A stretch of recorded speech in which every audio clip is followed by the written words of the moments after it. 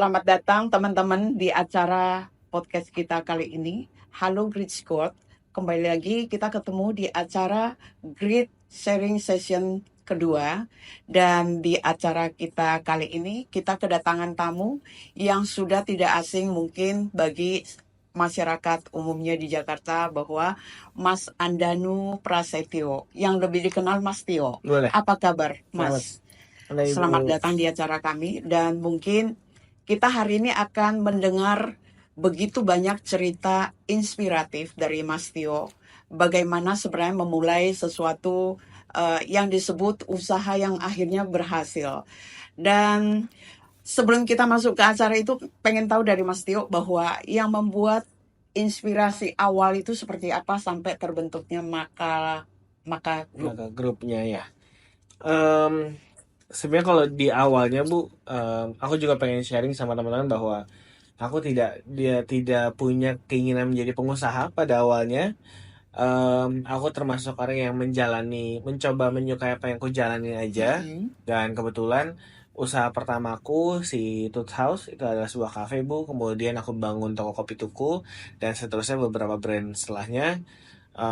Itu membuat aku perlu membuat sebuah holding, sebuah manajemen yang mampu tetap mempertahankan apa yang sudah aku bangun di awal saat bangun sendiri, dan kira-kira kita perlu mengembangkan lebih besar lagi.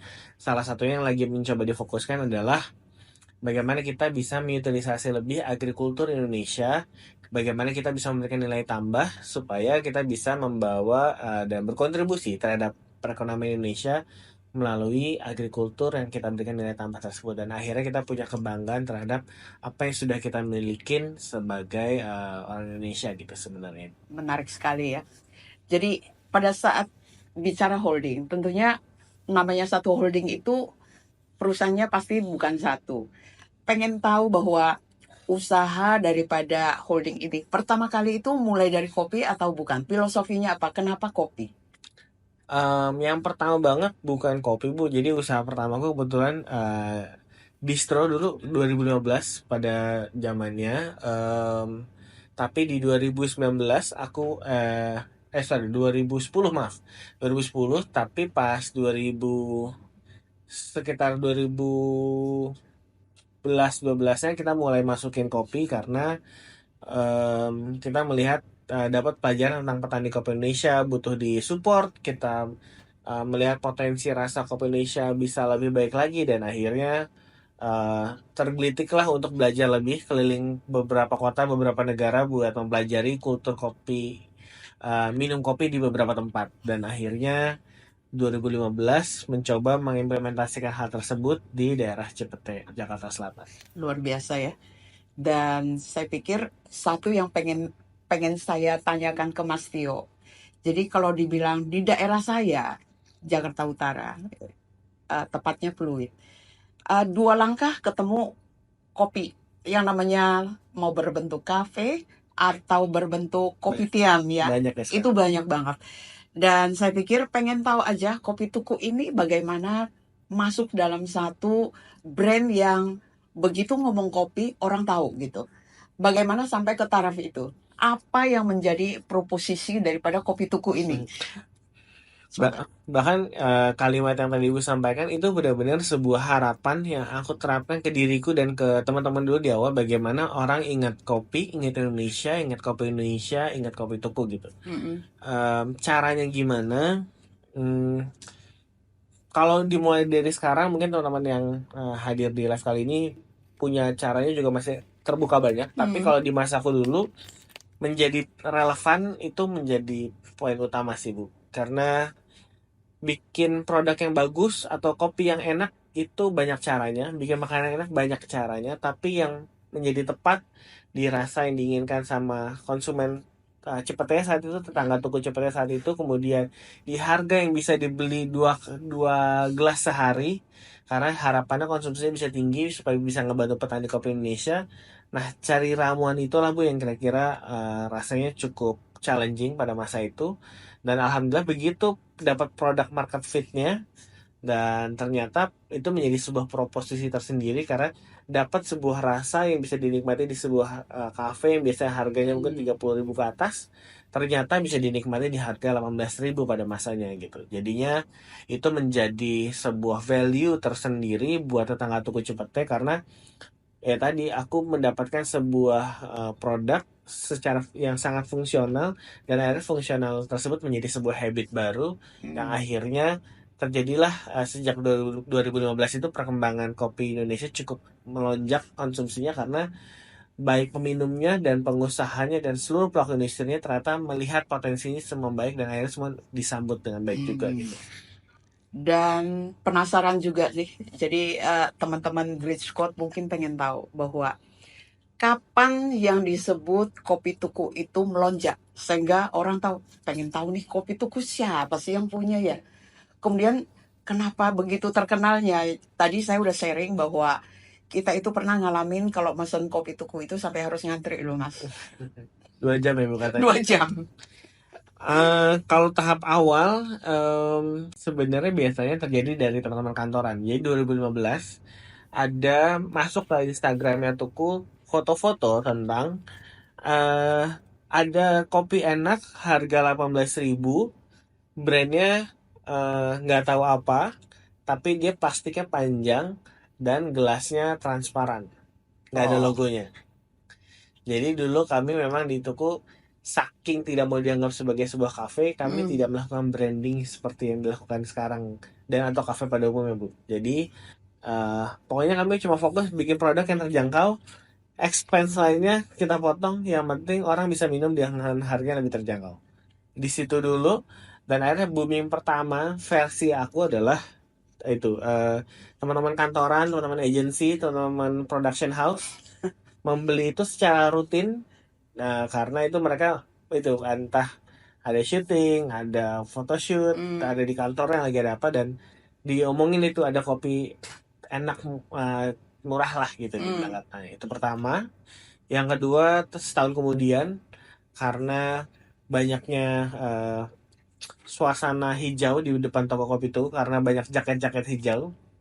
Jadi ojek online cukup membuat uh, another viral selanjutnya karena dianggap tadi Bu keramaian, bikin macet jalan, kemudian Justru image. orang semua penasaran ini yang diantri apa sebenarnya Betul, Bu. gitu ya. Aku suka cerita beberapa kali juga di acara lain, bahkan kejadian nyatanya adalah Polsek Cilandak saat itu dimarahin sama atasannya karena dianggap ada sebuah demonstrasi Gojek tapi tidak ada pengamanan gitu Bu.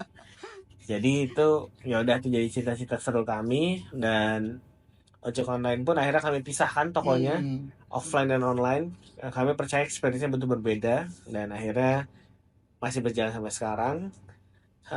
Lonjakan ketiga memang dengan datangnya Bapak Presiden saat itu di 2017 dan terakhir di pandemi lonjakan selanjutnya karena kami ngobrol sama pelaku industri kopi gimana cara kita bertahan di pandemi ini dan hashtagnya adalah ngopi di rumah, makanya waktu itu kami menginisiasi untuk meluncurkan kopi dalam bentuk botolan ini yang kami beri nama Tukucur dan alhamdulillah dari kami Tukucur namanya.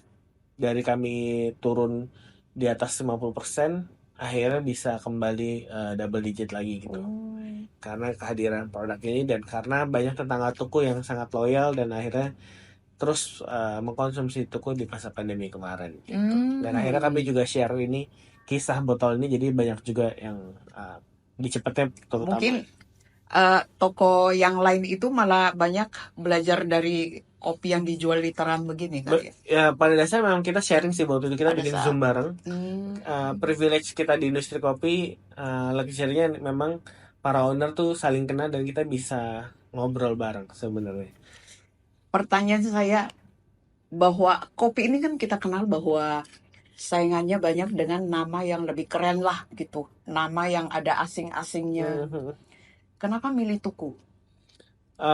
Tuku ini kalau bahasa Jawa beli, bukan? Beli, betul. Iya kan? Pada dasarnya memang toko kopi Tuku adalah salah satu usaha keduaku kan Bu. Yang pertama Tooth House tadi Jadi yang kedua ini pengen lebih Indonesia, pengen lebih lokal, pengen lebih sederhana. Mm-mm. Jadi cari nama yang cukup simple dan akhirnya diambil dari misinya itu sendiri, meningkatkan konsumsi kopi Indonesia. Jadi kan bagaimana terpatri di aku adalah bagaimana bikin orang jadi semakin beli. Gak pernah nyoba, jadi jarang, jadi sering. Jadi semoga beli dalam bahasa Jawa ini menjadi sebuah doa dan harapan Tuku. buat merubah konsumsi kopi Indonesia ke depannya gitu. Hmm. Bagaimana peran kopi tuku ini dengan petani kopi? Ada partnership yang Itu kami mulai dari awal sih Bu, karena dari awalnya sudah. kalau kami tidak menyambungkan hulu dan hilir, rasanya tidak mungkin kami bisa mempunyai harga 18.000 dengan kualitas Iya. rasa yang demikian. Karena biasanya mungkin teman-teman brand lain bisa dapat harga 18.000 dengan kopi robusta mungkin, Mhm. dengan karakter rasa yang berbeda, dengan kualitas kopi yang berbeda, dengan harga yang berbeda memang. Namun kami percaya robusta punya karakter sendiri dan arabica punya karakter yang sangat belum terekspor, jadi harus kita tunjukkan kualitasnya. Oke. Makanya kami percaya itu harus dibawa menjadi sebuah minuman di tuku saat itu dan akhirnya bentuknya kami keluarkan dalam bentuk es kopi susu tetangga Hmm. yang kami campur dengan gula aren dan alhamdulillah kompleksitas rasa yang terjadi itulah yang membuat mungkin orang bertanya kenapa punya rasa kopi tuku itu berbeda dengan yang lain gitu. Luar biasa ya. Jadi bahwa dengan melibatkan petani kopi lokal itu menjadi bagian daripada suksesnya kopi tuku. Karena kita memang kami harus secara spesifik minta kopi mentah di green bean Hmm. yang apa supaya kami bisa dapat karakter rasa ini dan Oke. kami berjanji dulu memang pertama kali aku bisnis kopi bu aku cuma jual 20 gelas sehari. Itu awalnya. Sekarang aku janjikan ke petani aku bisa jual 300 gelas per hari. Jadi Hmm. secara tonase aku mencoba naikin, Iya, tapi itu di awal tolong bantu aku dapatkan kualitas kopi seperti ini yang dulu gitu. bagus. Dan akhirnya sampai sekarang kami masih berhubungan terus. Kami bahkan harus punya kopi yang bisa kami ambil hanya yang di dekat sebuah danau Bu. Jadi ada spesifik rasa yang harus kami bawa terus sebenarnya. Luar biasa. Jadi Jadi kopi ini harus tumbuh di sekitar danau. yang kami pakai sekarang ya di hutan Rasanya tersebut. beda dengan yang mungkin di gunung gitu. Kita di gunung, tapi karena di sana ada danau kecil gitu, Hmm. nah di kualitasnya di situ. Jadi penting sekali karena koordinasi yang sekarang dilakukan bukan kualitas rasa lagi Bu, tapi kami membutuhkan kopi lebih banyak lagi di tahun-tahun yang akan datang. Jadi kami minta dipastikan hutan tidak ditebang, kami minta dipastikan agroforestry berjalan, karena ESG-nya jalan dong ini ya. mungkin bahasa kerennya ESG, tapi kami ESG supaya sustainability Sustainability. secara matrix mungkin. Hmm. Tapi kalau kami memang kami pengen sustain pada dasarnya gitu. Jadi kami butuh rasa ini, kami butuh produktivitas kopinya tetap baik. Jadi agroforestry sebuah hal yang wajib dilakukan gitu. Jadi kami merosting kopi kami sendiri, kami berhubungan dengan petani kopi kami. Jadi ya sinergi itu kami lakukan dari awal sampai sekarang. Konsepnya luar biasa. Dan pengen tahu kalau kita bicara petani kopi, saya pikir di Indonesia ini setiap daerah itu punya kopi khas masing-masing. Jadi kita bilang ada kopi Gayo, ada Sidikalang, Ya. ada Flores, ada Bali. Apakah Mas Tio itu mempunyai semua koneksi dengan petani yang di beberapa daerah tadi atau hanya khusus tertentu? Kalau dibilang semua enggak sih Bu, tapi kalau cukup banyak beberapa iya karena kami harus karena tidak karena kita industri kopinya lagi baru, jadi belum ada lahan yang cukup besar yang bisa menaungi satu satu jenis kopi untuk Iya, iya. digunakan sama toko misalnya. Jadi kami harus mencampur dari berbagai daerah. Namun kami mencoba memfokuskan ke beberapa koperasi dan kelompok tani supaya kami bisa fokus mengatur impactnya tadi. Mhm. Kami tetap mengambil Aceh yang banyak supaya kami bisa berkoordinasi lebih tentang hutan di sana gitu. Bahkan kemarin kami sampai ditawarkan, Mas Tio tolong beli hutan ini, dibayarin supaya hutan ini tidak dipakai sama orang lain buat ditebang gitu. Jadi Ya, kami terus berkoordinasi sih Bu, tapi so far kami paling banyak menggunakan dari Sumatera, Aceh, Jawa sama Bali sih. Oh, duh, sangat-sangat bagus ya. Jadi menjaga lingkungan itu dengan baik tanpa harus mengorbankan atau hutan atau lahan lainnya hanya demi memajukan satu usaha bisnis. Karena kita kan saling membutuhkan Iya, kan, Bu. Dan iya, setuju banget. rasanya ya kita harus berpikir panjang gitu kan. Kita kan juga Benar. diri kita aja nggak boleh nggak sehat, tapi kita juga pengennya pas sukses juga sehat. Kita boleh sukses tapi harus punya waktu sama keluarga, dan rasanya semua pola hidup kita ya akan ada konsekuensinya. Jadi as much saya pengen membangun industri kopi Indonesia, saya masih berkontribusi bahkan dalam masalah sampah plastik misalnya. Tapi hari ini kami mencoba mengganti plastik menjadi daur ulang. Nanti kamu punya solusi yang lain, tapi yang jelas eksplorasi itu kami lakukan terus karena kami secara sadar kami hanya ingin terus bertahan, dan apa yang kami lakukan yang dulu-dulu bisa apa ya terus bermanfaat ke depannya sih gitu. Luar biasa. Jadi kita para Great Scott itu mungkin akan banyak dapat masukan bahwa bagaimana bahwa usaha maju tidak berarti kita tidak berpartisipasi dalam menjaga lingkungan. Mungkin itu ya. Hmm. Kemudian ngomong-ngomong Mas Tio bahwa pengen Great Scott itu juga pengen tahu dari Mas Tio bahwa jika seandainya ada generasi muda ini pengen pengen mencoba sesuatu usaha, apa yang paling dominan yang harus mereka pikirkan dulu? Bahwa kan mimpi itu pasti semua orang ada, tetapi bagaimana supaya orang atau anak-anak muda kita sekarang lah bahwa aku pengen nih kayak Mas Tio.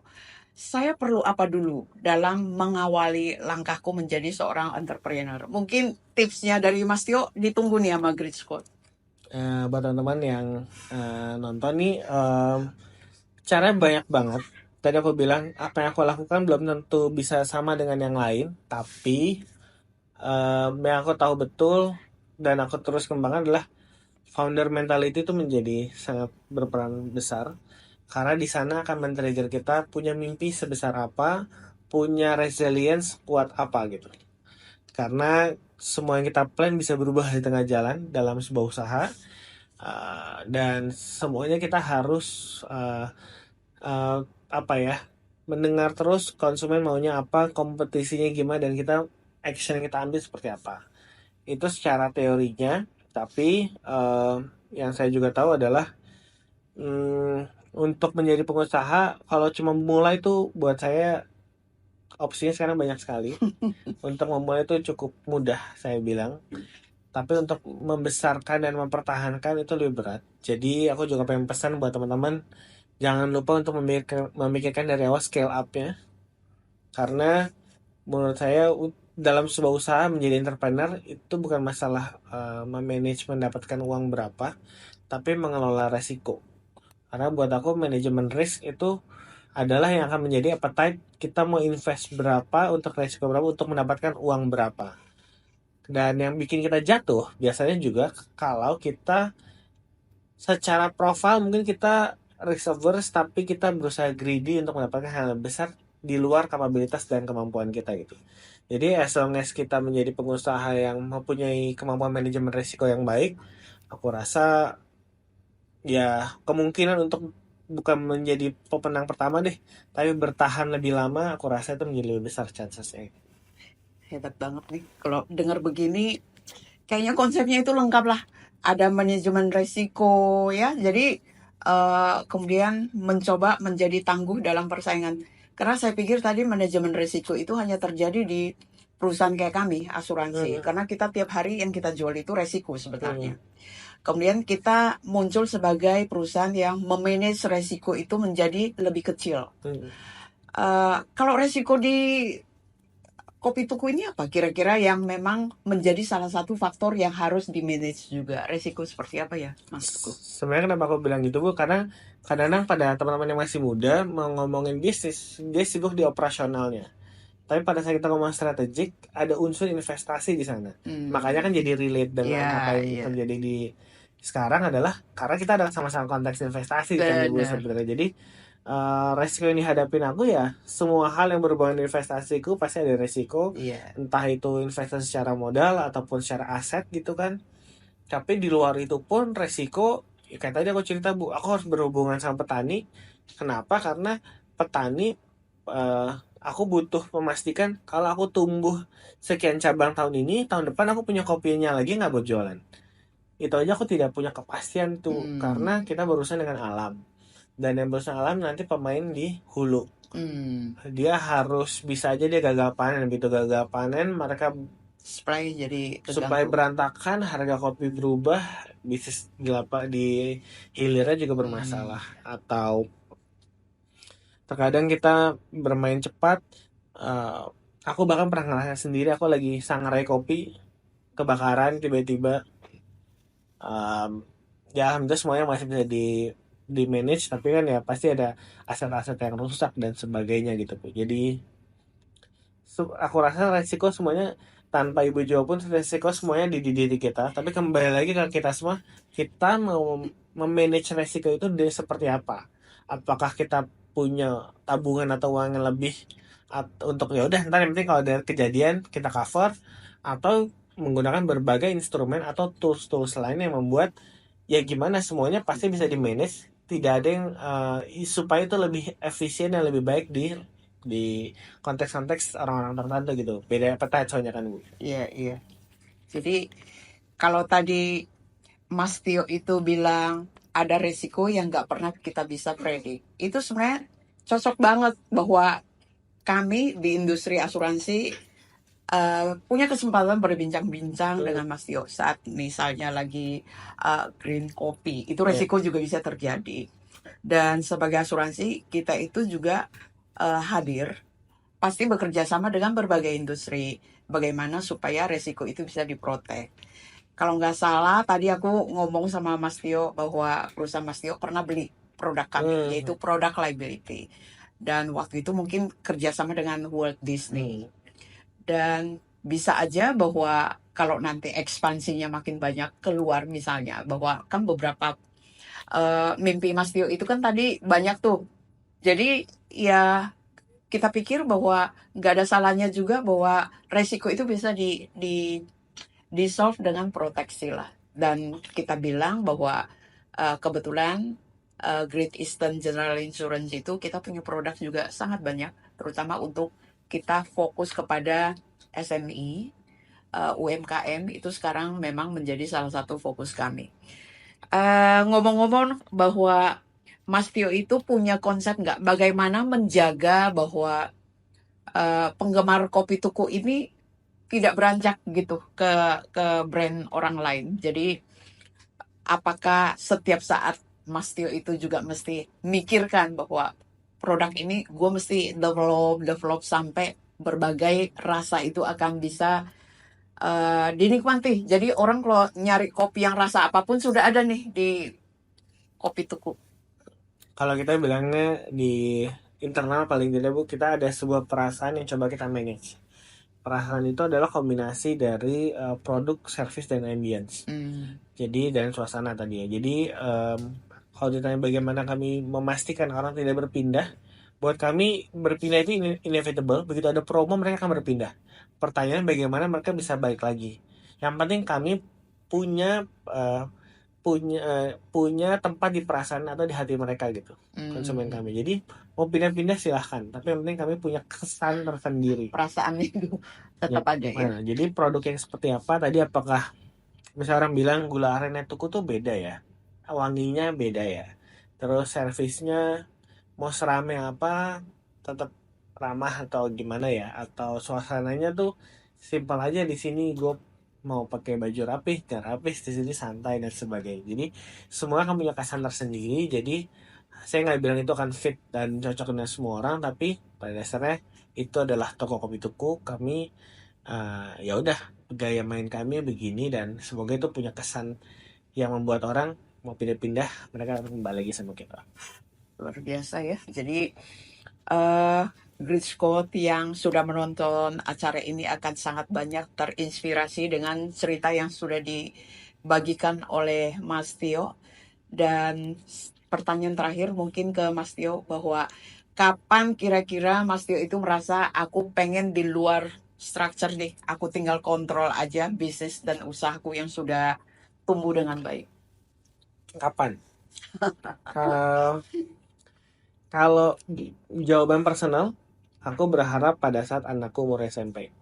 Aku pengen menjadi sahabat anak-anakku karena aku pengen memastikan tumbuh kembang mereka di umur segitu, mereka paling tidak sudah punya satu sahabat, yaitu aku sendiri, untuk menemani mereka seru-seruan kira-kira mau kayak apalah di pertambahan usia mereka. Tapi kalau secara usaha, yang pasti seiring membesarnya vision, seiring keinginan untuk memberikan impact yang lebih besar, kita butuh kendaraan yang lebih besar kadang-kadang, atau kita butuh jalan yang lebih cepat. Jadi dan kita harus memastikan apa yang kita lakukan kemarin berjalan terus. Jadi aku rasa regenerasi atau succession planning akan terus dilakukan secepatnya. Bukan berarti aku keluar dari structure itu berarti menghilangkan visionnya, tapi aku berharap kesempatan itu akan dilakukan sama teman-temanku yang lebih muda, dan kita akan memberikan energi-energi baru, dan semoga aku bisa membangun apa namanya sistem yang lebih besar lagi untuk impact yang lebih besar lagi. Jadi mungkin tugasku sudah tidak ditunggu lagi, berarti aku harus pindah ke tempat lain. Tapi ya itu kembali ke kesempatan, dan dari mimpi yang kira-kira adakah possibility terjadi atau tidak. Jadi ya sekarang yang bisa aku lakukan ya lakukan hal sebaik-baiknya supaya semua yang aku inginkan yang dulu-dulu bisa tercapai dulu sih, Bu. Luar biasa ya. Jadi di saat usia muda bahwa succession planning itu sudah dipikirkan. Jadi itu yang kita katakan bahwa konsisten untuk menjaga kelangsungan itu tetap ada dalam satu konsep yang begitu bagus. Karena kebanyakan perusahaan itu terlambat memikirkan succession planning itu. Jadi Ada resiko tersendiri juga di situ kan, Bu, jadinya. dan ngomong-ngomong bahwa kita mungkin akan masuk kepada beberapa pertanyaan yang sudah dikirimkan oleh Great Scott, terutama untuk pengen tahu lebih lanjut bahwa apa yang bisa kita dapatkan dari Mas Tio ini. Mungkin kita awalin dengan dari Paman Kikuk 9, siapa target pasar toko kopi tuku dan bagaimana cara merencanakan untuk mencapainya? Silakan, Mas. Kalau target pasar, aku cukup luas, Bu, pada saat itu. Tapi yang jelas segmenku aku luasin hanya peminum kopi di daerah Cipete. Dulu aku ngomong sederhana gitu. Mungkin Pokoknya lingkungan itu aja. karena keinginan itu untuk meningkatkan konsumsi kopi Indonesia harus dimulai dengan komunitas terdekat kan, Bu. Justru aku harus cari cara rasa kesenangan tetangga sekitar supaya mereka beli. Jadi kenapa kalau dia tuku tidak marketing, tidak ada budget yang gimana-gimana, nggak ada promo, ya karena kami fokusnya untuk serving dulu dan mencari produk market fitnya. Tapi kalau dibilang benar-benar target pasar, kami dulu menargetkan dewasa muda lah, Bu. Jadi Dewasa muda itu sekitar 25-35 tuh yang kami kejar sebenarnya. Jadi harapannya karena mereka dalam usia produktif. Tapi kalau gimana cara menyasarnya, kami nggak ada spesial khusus. Sosial media kami hanya Instagram. Kami tetap tidak terlalu aktif. Jadi kami hanya fokus untuk terus bikin produk sambil ngobrol sama tetangga tuh yang datang, supaya kami dapat produk yang bisa marketingkan diri sendiri gitu. Oh, bagus banget. Penasaran kenapa mesti disebut dewasa muda? Bukankah pencinta kopi itu justru yang paling fanatik itu yang lebih aging? Karena kalau cuma pencinta kopi, Bu, mereka sudah punya coffee shopnya sendiri, dan kami di Tugu hadir untuk jadi jembatan. Kami bukan artisannya, Bu. Jadi kami hanya ingin membuat ini menjadi habit baru. Dan habit baru itu biasa lebih dekat di kondisi produktif kan, Bu. Jadi ya kami mengambil dewasa muda. Waduh, luar biasa. Jadi Paman Kikuk 9 ini akan sudah puas dengan jawaban dari Mas Tio. Kita ke next pertanyaan berikutnya. Dari Bara Pratama 867. Apa strategi Mas Tio untuk menarik dan mempertahankan bakat terbaik dalam perusahaan? Yang pasti aku harus terus merealisasikan setiap visi dan misinya, karena saat kita terus apa ya, mengutarakan dan melakukan itu, pasti kita akan terus menarik diri kita dari apa ya, kemampuan kita, yang kita akan berusaha menembus atap diri kita terus gitu kan. Iya, iya. Kita pasti ada threshold masing-masing, tapi sama kita punya konteks yang lebih besar, impact yang lebih besar. Kalau perusahaannya punya impact dan punya tujuan yang jauh, pasti harusnya internalnya akan ketarik sih. Tapi itu dari situ akan kembali ke leadernya. Ya, apakah Hmm, leadernya mampu untuk membuat itu apa tidak. Nah, kalau dari kami kan, aku aja akan harus menyiapkan staycation kalau aku tidak di sana lagi. Dan itu hmm. akan menarik lagi ke atas lagi, teman-teman ini ada yang mau ngisi atau tidak gitu kan sebenarnya. Jadi ya, apa nih, kalau terbaik atau tidak sebenarnya sudah akan terlihat dari scorecardnya masing-masing. Tapi yang tidak bisa, yang susah dicari adalah which one yang paling punya sense of belonging, dan ujung-ujungnya dia mau menaruh mimpinya di toko kopi tuku gitu. Luar biasa. Penasaran nggak sih mentornya Mas Tio ini siapa? Penasaran loh. Hari ini pun bisa ngobrol sama ibu pun pasti juga jadi mentor tersendiri kan Bu. Luar biasa. Kita coba lihat lagi pertanyaan berikutnya. Dari Meidinda.Putri, apa tantangan terbesar yang Mas Tio hadapi dalam membangun bisnis kopi ini? Saingan banyak banget tadi kita udah bahas ya. Aku lebih di awal sih Bu. Pada saat aku tidak yakin, aku tahu kopi adalah produk komoditas, produk yang butuh volume besar. Di saat semua hitungan kalkulasi bisnisku bilang aku harus jualan ratusan cup sehari kalau mau bikin ini, dengan investasi yang diberikan dengan mesin kopi dan sebagainya. Tapi data ke belakangnya bilang aku cuma pernah jualan 20 cup sehari. Hmm, Tapi kembali, kalau meskipun nggak ditanya caranya, tapi buatku yang penting tadi tarikan belief ini, kita pengen kemana, hmm. cari cara terus supaya konsumsinya berubah. Dan akhirnya kesempatan, dulu aku cuma jual 20 cup sehari di Toots House, akhirnya bisa berubah di toko kopi tuku bisa 1000 gelas sehari. Luar biasa ya. Jadi pengen tahu bahwa awalnya yang 20 gelas sehari itu, apakah rasa kopinya dengan hari ini tetap sama atau ada improvement dengan masukan dari orang yang loyal terhadap kopi tuku? Improvement mungkin pasti ada sih Bu, cuma mungkin ini juga yang menarik, dan ini juga jadi teringat juga aku pribadi, kayak ternyata nggak sebeda itu sebenarnya rasanya. Oh, Nah, tapi yang aku juga pelajari dalam bisnis, yang paling susah adalah memahami ekspektasi konsumen sih. iya benar. Jadi produk enak, produk terbaik, produk murah belum tentu dianggap demikian juga sama konsumen. Jadi yang jangan lupa adalah dari mulai sampai besar, jangan lupa turun ke bawah dan lebih kenal lagi ke konsumennya, supaya kita dapat konteks yang lebih utama. Mm-mm. Jadi bagaimana kita membangun strategi kita gitu. Jadi jangan sampai kita membangun strategi hanya merespon dari kondisi makro atau kompetitor gitu. Tapi karena kita paham betul dan bahkan kita punya mimpi bahwa kalau kita hadir dengan produk ini, banyak orang atau konsumen kita akan happy gitu. Mereka bayar dan ngasih uang ke kita itu hanya jadi tambahan buat operasional kita, dan kita dapat lebihnya kan sebenarnya gitu. Tapi semoga brand kita menjadi relevan, aku rasa sih kayak gitu. Karena kita mempunyai produk yang relevan, ada Hmm. masalah yang kita berikan solusinya gitu.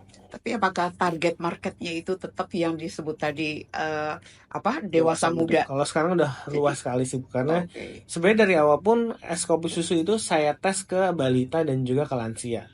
Balita. Balita itu boleh minum kopi ya?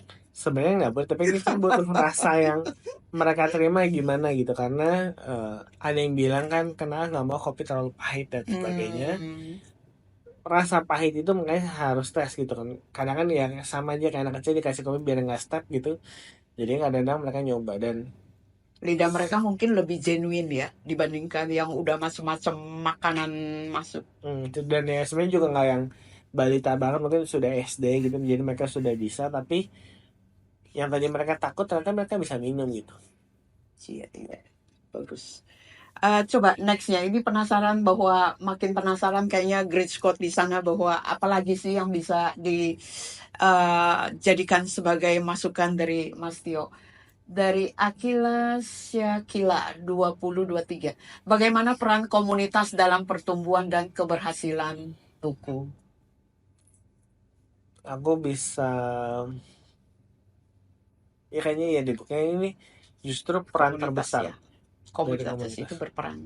Karena yang disebut-sebut tentang Gatoku itu ya tadi kalau nggak ada tetangga tuku, nggak ada yang ngeramu bikin es kopi susu, Bu. Saya cuma bikin kopi kan awalnya nggak ada es kopi susu tetangga, soalnya Oh, saya nggak pakai gula aren cair itu, hmm. tapi karena ada tetangga tuku yang minta dan ada Kenapa nggak bikin gini beberapa, gitu ya? jadi aku mengeksplorasi. Ada tetangga tuku yang memberikan ide, akhirnya toko kopi itu juga bebenah terus lah, merapikan diri terus. Karena ada tetangga tuku kita bertahan di pandemi Hmm. tanpa kita melay off orang satupun. Jadi ya buat kami perannya terlalu sangat besar, dan yang paling paling utama adalah keseruan bersama komunitas, bersama tetangga teku, itu yang membuat hari demi hari tidak akan pernah bosan gitu, karena kita jadinya jalanin kerjaan jadi nggak kayak kerja gitu kan. Luar biasa. Jadi tetangga tuku ini muncul setelah pandemi atau Oh, setelah dari awal, Bu? dari awal? Memang Ya, sudah ada. sebutannya kan tuh sebenarnya loyalisnya tuku gitu kan. Oh, jadi komunitas itu adalah tetangga tuku Hmm. itu. Karena biasa di tuku di tempat yang cukup kecil sih, bukan, kadang dengan kursi bench panjang ini Hmm. kan dia akan duduk, tadi nggak kenal, tadi dia baca koran, cuma karena sempit dengerin yang satu ngobrol jadi nyaut, nah Oh, saling akhirnya kenal. mereka membentuk yang disebut komunitas tadi ya, ya. Ini kayak, Sesama itu kenal nggak sih? kayak sekarang masih ada yang main basket bareng jadinya. Oh, Bahkan tetangga tuku sekarang jadi VP di tuku juga ada sekarang. wah. Jadi itu Ya, akhirnya menjadi bagian daripada si kopi tukunya sendiri ya ya. karena buat saya mereka sudah konsumen tetap. Hmm. Mereka peduli dengan brandnya, tapi mereka punya kemampuan profesional di sebelumnya. Dan dia Terus mereka involved. saat itu mungkin mereka cuma curhat, aduh Hmm. capek nih di kantor gini-gini. Ya udah, aku juga curhat dong, kayaknya ini aku punya masalah gini-gini, dan akhirnya dapet deh. Klop nih kita gitu ya. Sama-sama kita itu mencintai yang namanya kopi tuku. Luar biasa. Nextnya mungkin dari Riana Maruli. Ada rencana untuk mengembangkan industri kopi ke luar negeri nggak? Coba, Mas. Ada banget. Kita 2 tahun terakhir udah mondar-mandir beberapa negara buat cek-cek market. Hmm, Semangatnya ini bukan masalah ekspansi bisnis, ini masalah melakukan eksplorasi tetangga tuku yang lebih luas, dan kita pengen cari kesempatan sebenarnya kopi Indonesia tadi di kancah global ada bisa di mana gitu. Jadi by tahun ini aja kami akan hadir di 2 negara buat pop up. Jadi kita akan coba ya mempelajari betulkah rasa dan experience yang sudah kita bangun di sini bisa kita bawa ke Hmm, level global gitu. semoga apa yang dicita-citakan itu atau apa yang menjadi mimpi besarnya Mas Tio itu menjadi kenyataan. Dan masih ada nggak pertanyaan? Habis ya. Oke, Mas Tio, sungguh luar biasa bahwa apa yang hari ini disaringkan kepada kami dan juga terutama kepada Great Scott yang sudah hadir dalam acara ini supaya menjadi inspirasi orang-orang muda bagaimana memulai satu usaha. Tetapi sebagai penutup pengen tahu aja dari Mas Tio bahwa pada saat kita memulai satu usaha, kita yang harus punya konsep dulu atau modal dulu. Kan ada orang mengatakan, saya kalau nggak punya modal, saya nggak berani berpikir konsep apa yang saya ingin terapkan dalam bisnisku.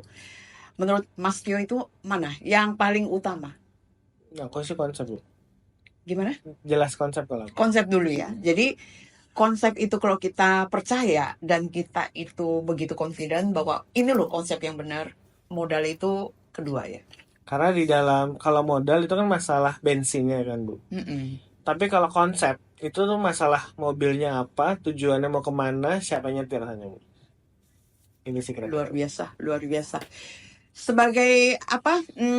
Pengen tahu aja dari Mas Tio bahwa menurut Mas Tio, asuransi itu penting nggak sih dalam menjaga satu usaha untuk menjadi lebih sustain? Sebenarnya kan kalau kita ambil kata asuransinya, kita kan bisnis itu yang bikin capek itu uncertainty kan, Bu. Iya. Dan konteks assure itu bahwa ya tadi karena kita butuh masalah manajemen resiko kan, Bu. Jadi ya Mm-mm. tadi saya bilang kita semua akan menghadapi itu semua, dan untuk menghadapi itu semua pun ada berbagai cara dan instrumen, salah satunya sih asuransi kan, Bu, sebenarnya. Karena kalau tidak itu akan mempengaruhi cash flow gitu kan sebenarnya. Baik di hidup, baik di dunia usaha, itu kan semuanya yang kita nggak siap adalah kalau terjadi sesuatu di saat yang kita tidak terduga dan kita tidak menyiapkan apa-apa gitu. Dan asuransi itu kan di secara konsep itu adalah salah satu instrumen atau tools yang untuk men-solve problem kondisi tersebut gitu. Ya, luar biasa. Jadi benar-benar ini penutup yang sangat bagus karena eh, di bisnis apapun kita itu punya resiko yang kita nggak pernah tahu. Kita hanya bisa memanage, tetapi kapan datangnya resiko nggak pernah ada yang tahu. Makanya asuransi itu biasanya hadir untuk menjadi solusi terakhir pada saat itu udah impact ke finansial. Luar biasa, Mas Tio. Terima kasih Sama-sama, waktunya Ibu. dan terus terang kami sangat berbesar hati bahwa hari ini kita itu kedatangan Mas Tio dan sudah sharing begitu banyak cerita yang sangat menginspirasi. Tentunya kita mau bahwa semua anak muda itu bisa mengejar mimpinya tanpa harus memikirkan yang terlalu complicated. Ya. Jadi yang penting ada konsep, berani, confidence, jalan. Benar nggak Mas Tio? Terima kasih Mas Tio Thank you, Ibu. sudah hadir di acara kami. Sampai jumpa di acara podcast berikutnya. Salam Rich for Great.